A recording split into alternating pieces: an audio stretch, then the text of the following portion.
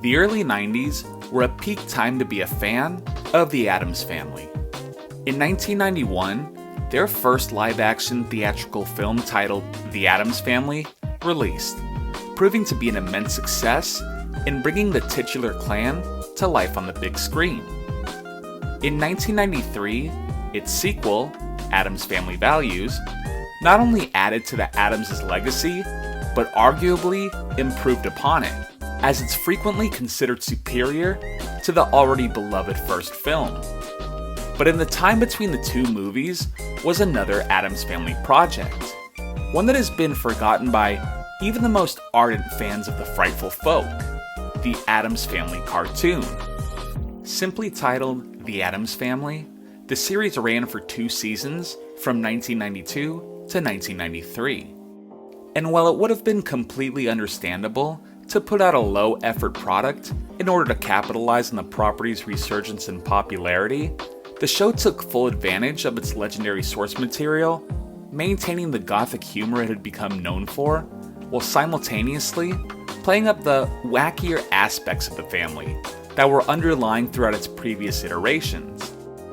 The cartoon's lifespan was relatively short, however, consisting of just 21 episodes, but the end result was consistently high quality, ultimately earning 4 Daytime Emmy Award nominations while taking 1 win home. So how does the show set itself apart in the long-standing legacy of one of America's most famous families? Let's take a closer look at the cartoon adaptation of The Addams Family.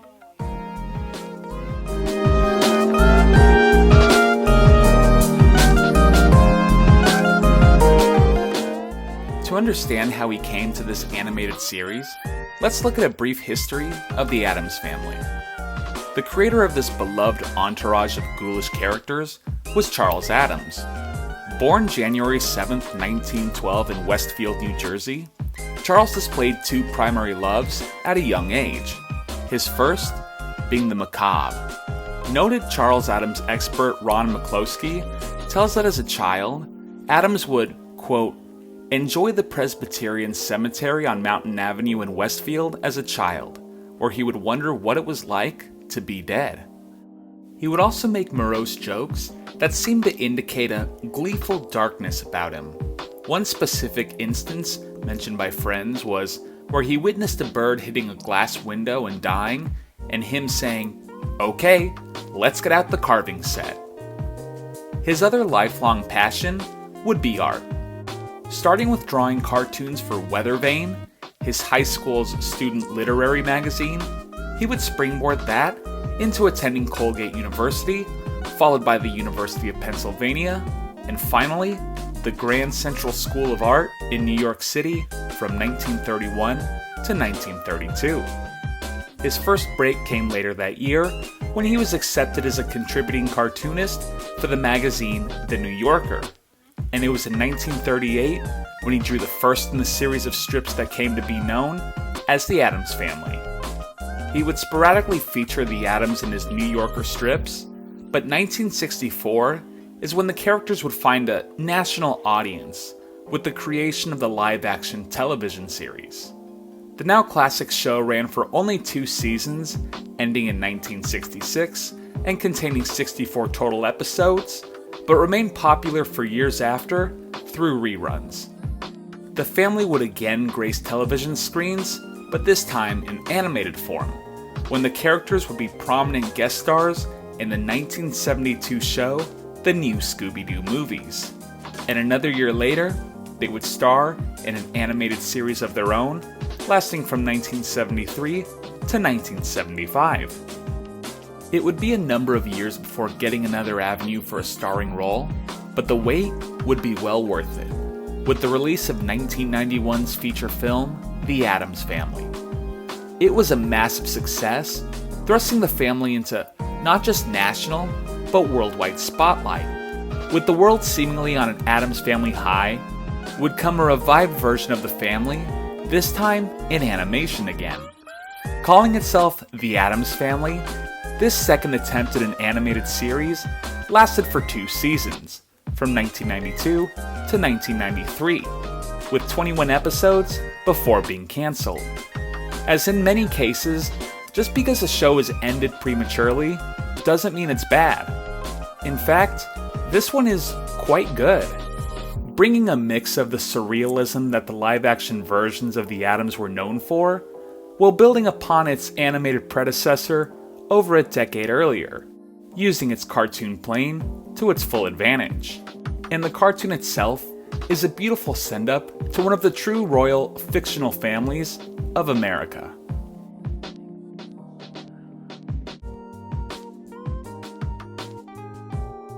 What may be most recognizable to even those who haven't seen the cartoon is its theme song. One of the most well-known show melodies, so well-known in fact, the original version was nominated for a Grammy, found its most prevailing form from the cartoon.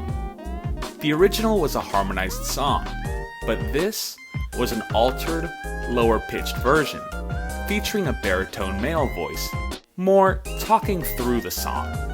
It's what I identify as the Addams Family theme song, and would venture that a great majority of people do as well. Our first introduction to the show is its opening, and this has always been one of my absolute favorites as far as cartoons go. It does a perfect job introducing us to the main cast and the vibe that we'll be experiencing throughout the show. Starting off with Thing beckoning the viewer into the family mansion, we're greeted by the group taking a photo while snapping along to the theme song, a reference to what they had done so many years ago in their live-action adaptation. We see Gomez, Fester, and the kids playing with his train set, blowing them up, with Fester blowing himself up instead of the trains, which always makes me laugh. This intro conveys two things to the viewer. One, that it will be acknowledging the black and white show, with nods to the train explosions from the 60s era, and that it will introduce its own brand of zany slapstick humor. We establish the rest of the family members, and even get a glance at our main antagonists of the series, the Norman Myers, the suburban husband and wife bent on getting the Addams to move away, and their son Norman Jr., who is friends with the Addams children. This is more of a personal note, but my favorite snippet in the entire sequence has always been the train ride through the house, when we get to see Gomez and the kids look with angled eyebrows and mischievous smiles. I've always loved it, and I wish I could tell you there's some deep reason, but I just think their expressions are so dastardly and perfectly sum up the show we're about to witness. The show boasts an extremely impressive voice cast, possibly the best I've seen on paper. There's so many talented people involved, so I'm just going to identify each character with their voice actor and a few of their most notable projects, starting with Gomez Addams, played by John Astin, who was the original Gomez Addams in the 60s live-action series. And yet again, he's perfect here, giving Gomez such a suave, endearing swagger that brings more of an animated quality to his character. He'll always be the one true Gomez, even with Raul Julia absolutely nailing the role in the films. His work in this series was so good, he was actually nominated for a Daytime Emmy Award for Outstanding Voice Acting during its first season. Morticia is played by Nancy Linari, known for her roles in Duckman and Spider-Man. Wednesday is voiced by Debbie Derryberry, the voice of Jimmy Neutron. Pugsly is voiced by Jeannie Elias, whose credits include As Told by Ginger and Naruto. Lurch is Jim Cummings, who has played Winnie the Pooh, Dr. Robotnik, and Darkwing Duck. Grandma is played by Carol Channing, the Tony and Golden Globe award-winning actress. Fester is voiced by Rip Taylor, who's known for Hollywood Squares, The Gong Show, The Brady Bunch Hour, and Whatever Happened to Robot Jones. And Norman Meyer is played by Rob Paulson, who's famous for Animaniacs, Danny Phantom, and the Ninja Turtles. That is an all-star cast of accomplished not just voice actors, but actors. When Rob Paulson is metaphorically coming off the bench, that's a deep list of brilliance, and they are definitely the show's strongest point. Coming to the art style, I'd say this is neck and neck as the most well-known look for the Addamses. next to the Raul Julia-led cast of the 2 live-action movies. Although the 2019 CG animated film was actually more faithful to the characters' original designs, I feel like they don't have enough life to them. In this case, the CG focuses primarily on shapes of their bodies, their heads, their eyes, but with that, there still feels like a lot of empty space, which is usually dominated instead by characters' foreheads and cheeks. It's a frequent trait for computer-generated characters in a majority of children's films, sort of a generic look that they haven't evolved from, whether intentional or not. But these Hanna-Barbera designs feel in line with both the live-action and animated series of the past, but slightly updated for a newer audience. Much in the same way Beetlejuice went from a creepy Michael Keaton lead role to his cartoon form, where he was still gross, but they took advantage of the character's design and lore, making him look more pointed and nasty. These Addamses aren't repulsive, but they do have extremely expressive faces. Not in a way where their jaws drop to the floor or eyes pop out of their heads, but these basic techniques, slanted eyebrows, sharpened smirks, are compounded with voice acting that allows for more subtle and reserved movements, making their physical outbursts more comical. Speaking to the physical outbursts, this is where we get the most physical and slapstick comedy. We get to see some in the 90s films, with sword fights and dance scenes ending with spinning and fire, and they're well executed. But they're still special effects, and do come off as looking so. Here, it all looks like a natural part of the world. Nothing seems out of place or impossible, because it can happen to these characters. They're able to have these dangerous experiences without fear of something life-threatening happening, and it's played up in the show as often as possible.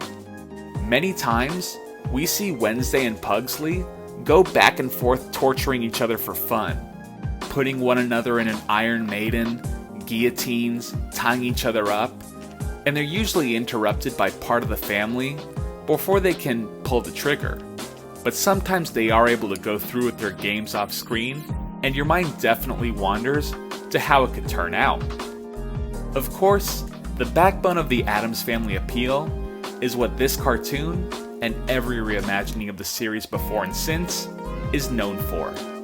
It's wordplay, and it's done as well here as any time in the family's existence. Now, for some reason, I'm partial to these specific kinds of jokes. I can't explain it. I know it's their whole shtick to basically be and say the opposite of conventional niceties, and I consciously go into these shows and movies playing a little game with myself. When I hear the setup to what I know is going to be an Addams Family style joke, I always try to guess what the punchline will be, and I know it's going to be some joyfully evil response, and yet not only do I get it wrong, but it always makes me laugh no matter how obvious it is sometimes. Even simple lines like Gomez being proud of Pugsley and saying he's a chip off the old tombstone just make me smile.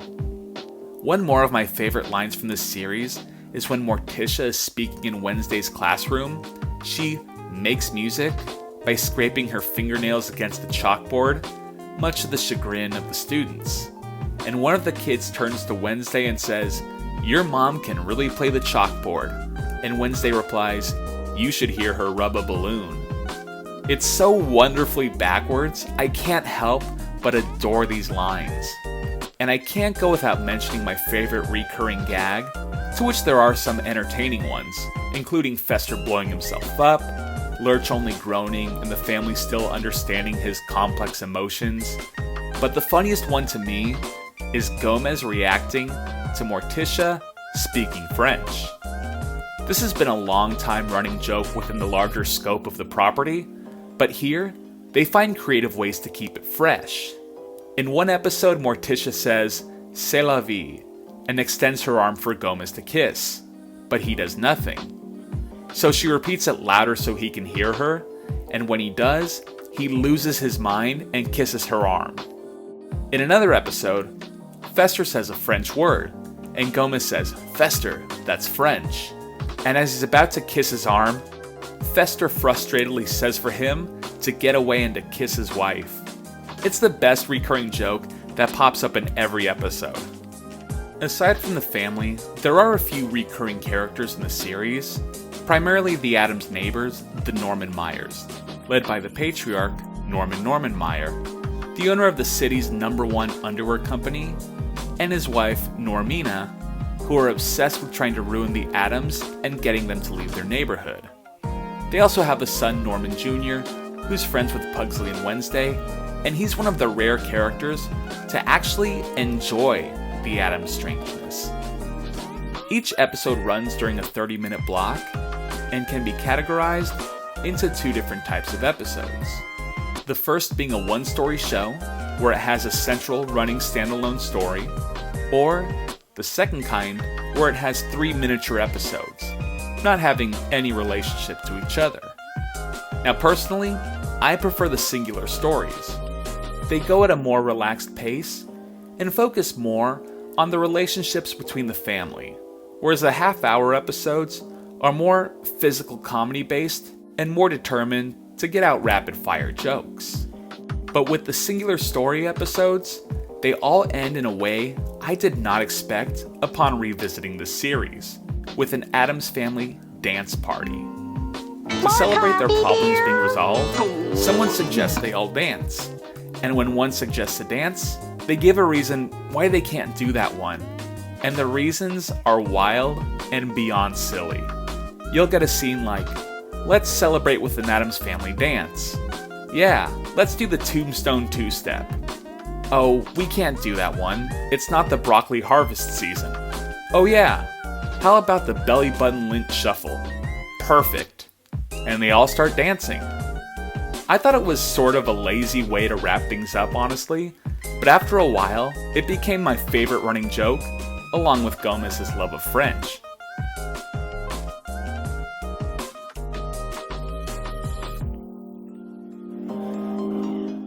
Sadly, Charles Addams was never able to see the second cartoon version of his most famous creation. In 1988, Charles Addams passed away from a heart attack inside of his parked car, and his wife lovingly said, "He's always been a car buff, so it was a nice way to go." While this show may be largely lumped in as just another animated version of a popular IP, it truly is one of the best ones, citing its faithfulness to the original show and movie, while having its own distinctive flavor to it. After all, it was nominated for 4 Daytime Emmys, winning 1, and most impressively again, having John Astin nominated for Outstanding Performer in a Children's Series, reprising a role he had taken 30 years earlier. But this cartoon completes the incredibly ultra-rare trifecta for fictional shows. It had a classic TV show, legendary movies, and an amazing cartoon off a comic strip that's only overshadowed because of the strength of its other forms. The only other creation I can think of that has a similar pattern of domination on all mediums is the Teenage Mutant Ninja Turtles, which is indeed esteemed company. Finally, I'd say if you're curious about watching the show, you're more apt to find enjoyment in it if you like horror comedy shows like Beetlejuice, Real Monsters, or The Real Ghostbusters, or if you just like totally solid cartoons. But just be prepared, like the members of this family, it is a devilish delight.